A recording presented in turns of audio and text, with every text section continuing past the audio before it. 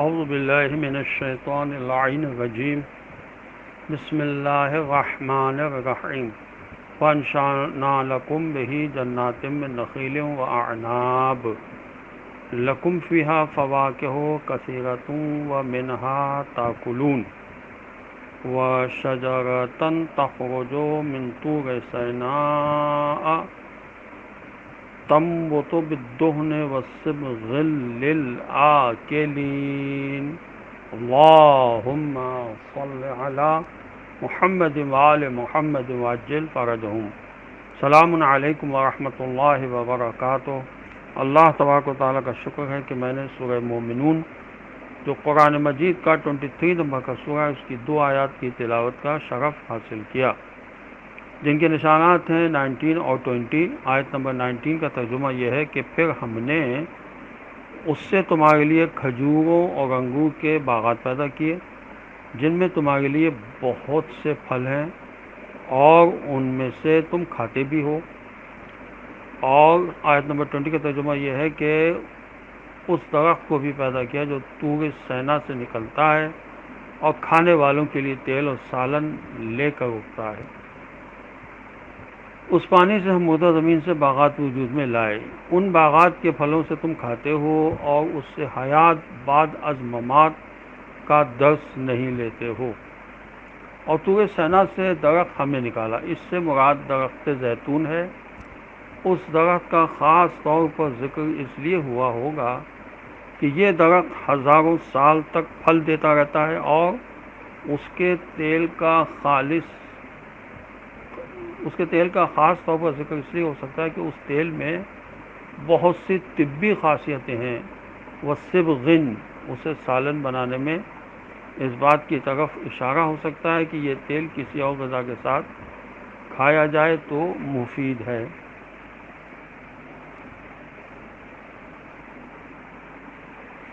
قرآن مجید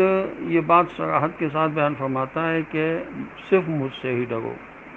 سورہ مبارکہ آل عمران قرآن مجید کا 3 نمبر کا سورہ، اس کی آیت نمبر 173 میں ارشاد ہوا الذین قال لهم الناس ان الناس قد جمعوا لكم فاخشوهم فزادهم ایمانا وقالوا حسبنا اللہ ونعم الوکیل۔ یہ وہ ہیں کہ جب ان سے لوگوں نے آ کر کہنا شروع کیا کہ دشمن لوگوں نے تمہارے مقابلے کے لیے بڑا لشکر جمع کیا ہے، بس ان سے ڈرو، تو بجائے خوف کے ان کا ایمان اور زیادہ پختہ ہو گیا۔ وہ کہنے لگے کہ اللہ ہمارے واسطے کافی ہے اور وہ کیا اچھا کارساز ہے۔ حضرت رسول اکرم صلی اللہ علیہ وسلم کی حدیث مبارکہ ہے کہ تم میں کوئی شخص اپنے آپ کو ایسا حقیر نہ جانے کہ ایسا معاملہ دیکھے جس کے بارے میں اللہ کے لیے بات کہنے کا موقع ہو اور بات نہ کرے۔ اسے یہ نہیں کہنا چاہیے کہ پروردگارا مجھے لوگوں سے خوف آتا ہے۔ ایسے موقع پر اللہ تعالیٰ فرماتا ہے تیرا حق یہ بنتا ہے کہ تو صرف مجھ سے ہی ڈرے۔ ابو سعید خدری کہتے ہیں کہ حضرت رسول خدا صلی اللہ علیہ وسلم نے فرمایا تم میں کوئی شخص اپنے آپ کو حقیر نہ جانے۔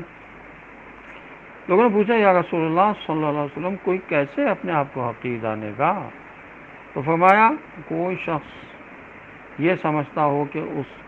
کو بات کرنا ضروری ہے اور وہ بات نہ کرے تو قیامت کے دن اللہ تعالیٰ اسے فرمائے گا کہ تجھے فلاں چیز کے بارے میں بات کرنے سے کس چیز نے روکا تھا؟ وہ جواب میں کہے گا کہ لوگوں کے خوف سے میں، پس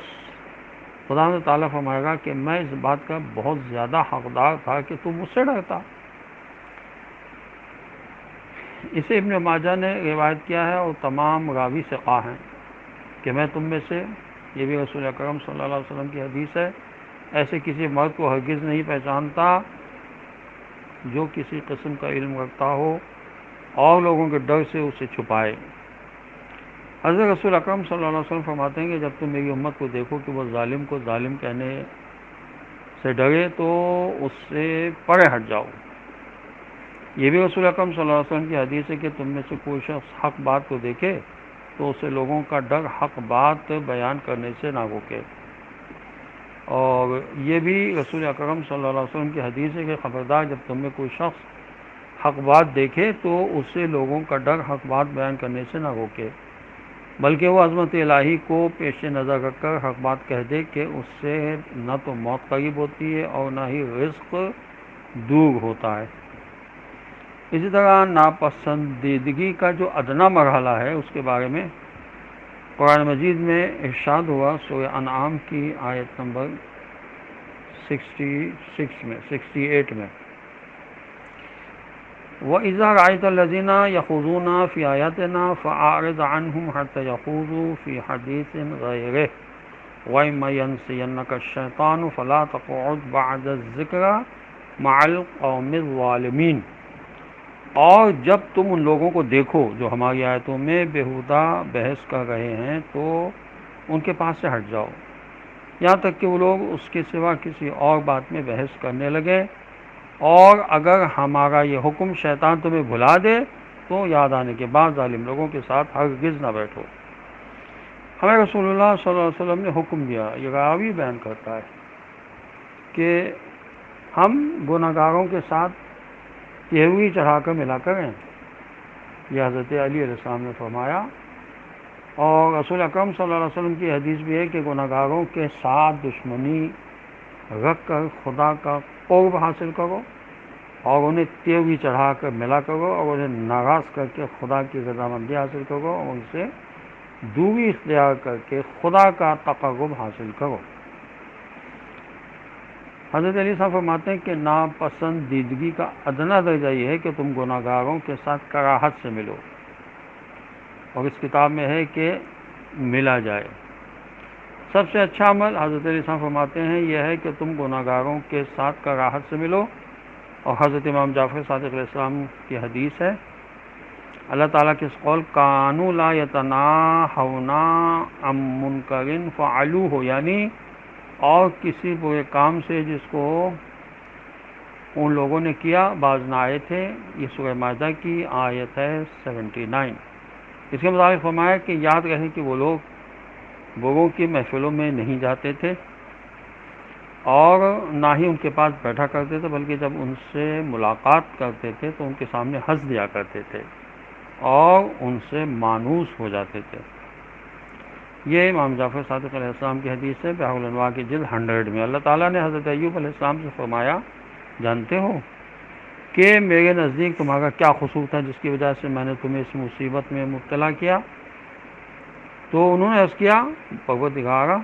نہیں۔ تو اللہ نے فرمایا اس وجہ سے کہ تم بادشاہ مصر کے پاس گئے اور اس سے ذو معنی کلام کیا، کھل کر اس کی مخالفت نہیں کی۔ یہ کنز العمال میں حدیث ہے، رسول اکرم صلی اللہ علیہ وسلم کی حدیث۔ رسول اکرم صلی اللہ علیہ وسلم کی یہ بھی ہے کہ اللہ تعالیٰ نے حضرت ایوب علیہ السلام کی طرف وحی کی، کیا جانتے ہو میں نے تمہیں کس غلطی کے بدلے مصیبت میں مبتلا کیا؟ انہوں نے کہا نہیں، فرمایا اس لیے کہ تم بادشاہ مصر کے پاس گئے اور اس سے ذو معنی بات کی۔ اللہ تعالیٰ نے کسی شہر کو تباہ کرنے کے لیے 2 فرشتے بھیجے کہ شہر کو شہر والوں پر الٹ دیں۔ جب وہ شہر میں پہنچ گئے تو وہاں ایک شخص کو دعا مانگتے اور گریہ و زاری کرتے ہوئے پایا۔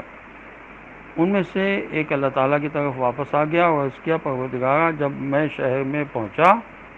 تو تیرے فلاں بندے کو تیری بارگاہ میں دعا کرتے اور گریہ و زاری میں مشغول ہو پایا۔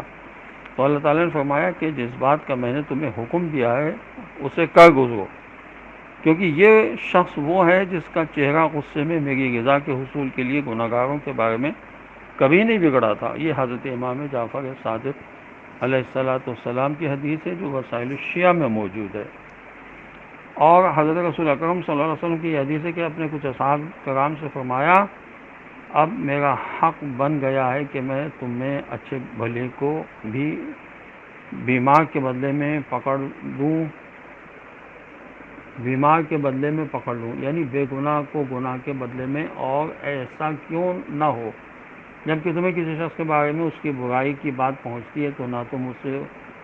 برا سمجھتے ہو، نہ اسے ناپسند کرتے ہو، نہ اسے چھوڑتے ہو، اور نہ ہی اسے اذیت دیتے ہو تاکہ وہ اسے چھوڑ دے۔ حضرت امام جعفر صادق علیہ السلام کی حدیث ہے وسائل الشیعہ کی جلد 11 میں کہ اگر تمہیں کسی شخص کے بارے میں کوئی برائی کی بات پہنچے تو اس کی طرف چل کر جاؤ، اسے کہو اے فلاں یا تو ہم سے دور ہو جا اور ہم سے کنارہ کشی اختیار کر، یا پھر اس برائی سے باز رہے، اگر وہ مان لے تو بہتر، ورنہ تو مجھ سے دور ہو جاؤ۔ السلام علیکم ورحمۃ اللہ وبرکاتہ۔